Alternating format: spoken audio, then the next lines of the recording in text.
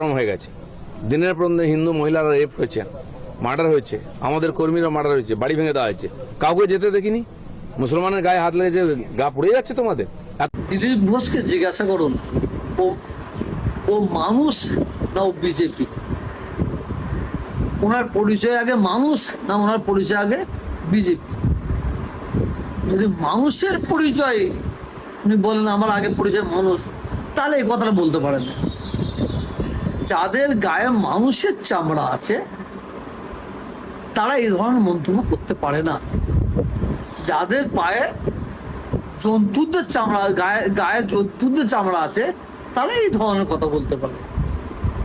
আরজিকর কাণ্ডে যখন তিলোত্তমাকে মারা হলো, তখন লাখো লাখো মুসলমান, লাখো লাখো হিন্দু, জাতি ধর্ম বর্ণ নির্বিশেষে তারা প্রতিবাদে নেমেছে। প্রতিবাদটা কিসের? অন্যায়ের বিরুদ্ধে। আজকে এই মেয়েটার নাম ভুলে গেলাম, যে রিমিকে যে মারা হলো, যেভাবে হত্যা করা হয়েছে, যেভাবে রেপ করা হয়েছে, কোনো মানুষ চুপ মেরে থাকতে পারবে না। যার জন্য রিমিকে রেপ করা পরে হত্যা করলো, সেই প্রতিবাদে হাজার হাজার হাজার হাজার হিন্দু মা বোন ভাইয়েরা, মুসলমান মা বোন ভাইয়েরা তারা পথে নেমেছে। তো দিলীপ ঘোষ এত নীচ কেন? দিলীপ ঘোষকে জিজ্ঞাসা করো। দিলীপ ঘোষের পরিবারের যদি কাউকে এই ধরনের ধর্ষণ করে তাকে মারা হয়, খুন করা হয়, তো দিলীপ ঘোষ কি এই ধরনের ভাষা ইউজ করবে? তো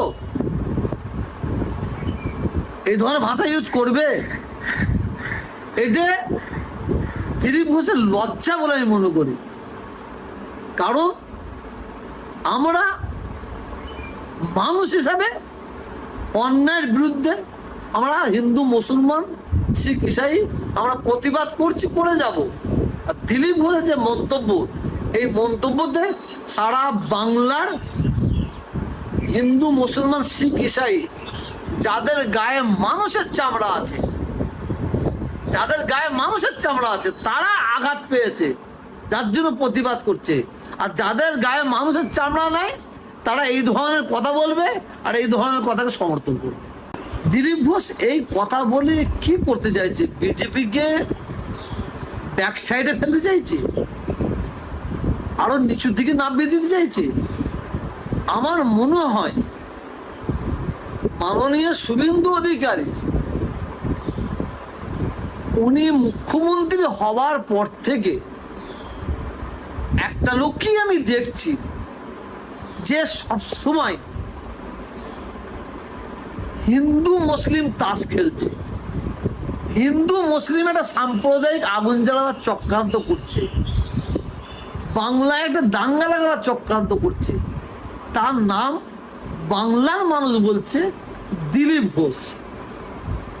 কেন? শুভেন্দু অধিকারী মুখ্যমন্ত্রী হয়েছে বলে উনি কি সহ্য করতে পারছে না? উনি এই ধরনের মন্তব্য করে বাংলায় শুভেন্দু অধিকারীর বিরোধী কিছু লোক তৈরি করতে চাইছে। কেন এই জিনিসটা করছে? আমরা বাংলার মানুষ এর জব চাইছে।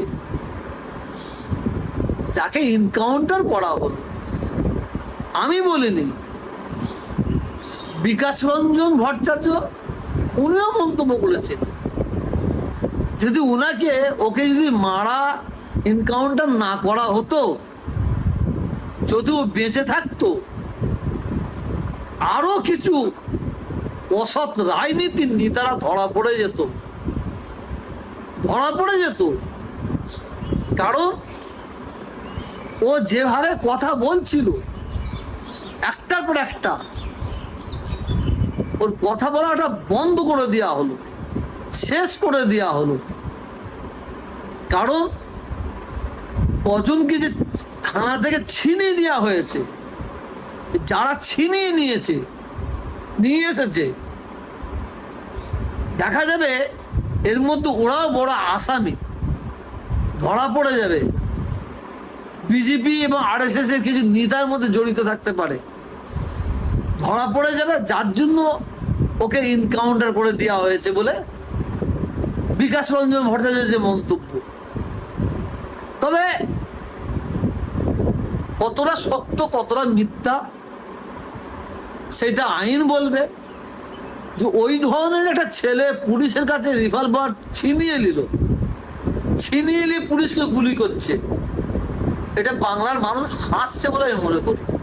ওই ধরনের একটা মাতাল, একটু বেড়ে বেড়ে গন্ডগোল আছে মনে হচ্ছে, আর সে পুলিশের কাছে রিভলভার ছিনিয়ে নিয়ে পুলিশকে মারতে যাচ্ছে, যার কারণে পুলিশ তাকে এনকাউন্টার করেছে।